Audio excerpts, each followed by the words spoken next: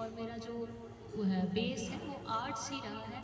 Subjects थे जैसे political science और इंग्लिश लिटरेचर, ये मेरे सब्जेक्ट्स रहे हैं। तो जो हमारा बेस था हमारे स्कूल में, जैसे माता गुजरी स्कूल में हर 15 दिन बाद टेस्ट लेना, और हर 15-15 दिन बाद होते थे, हर मंथ टेस्ट होते थे हमारे। उससे क्या है, एक बेस स्ट्रॉन्ग बना रहा हमारा। जो भी एजुकेशन है, कंपटीशन एग्ज़ाम की तैयारी करनी है, उसके लिए ज़रूरी क्या है, सबसे पहले बेस स्ट्रॉन्ग होना चाहिए।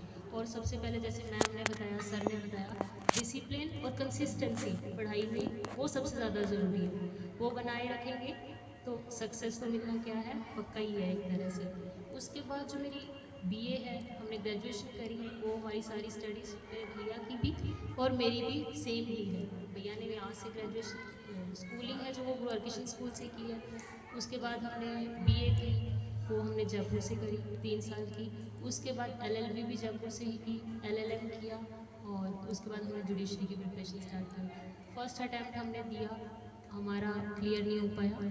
जैसे जुडिशरी का एग्ज़ाम 3 स्टेजेस में होता है, प्री होता है, मेंस होता है, इंटरव्यू। हमने फर्स्ट अटैम्प्ट दिया, हमारा क्लियर नहीं हुआ, हमने इंटरव्यू दिया था लेकिन कुछ मार्क्स से ही हम रह गए थे।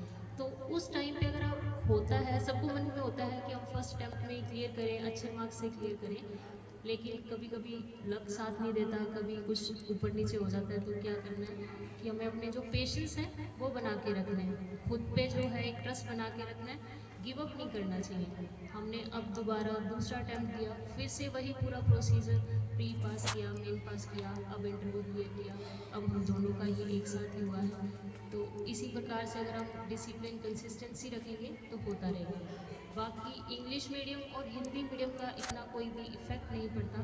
अगर आप मन में रखोगे कि हमें करना ही है, नेवर गिव अप वाली जो एक क्वालिटी होती है वो अपने में बनाए रखनी है, उससे फिर कोई भी एग्ज़ाम आपके लिए इतना टफ नहीं होता। सेल्फ मोटिवेशन बहुत ज़रूरी होता है, वो हमेशा बनाए रखो, वो उतना ही इनफ है। और तैयारी के लिए हमेशा डिसिप्लिन कंसिस्टेंसी बनाए रखनी है। Thank you.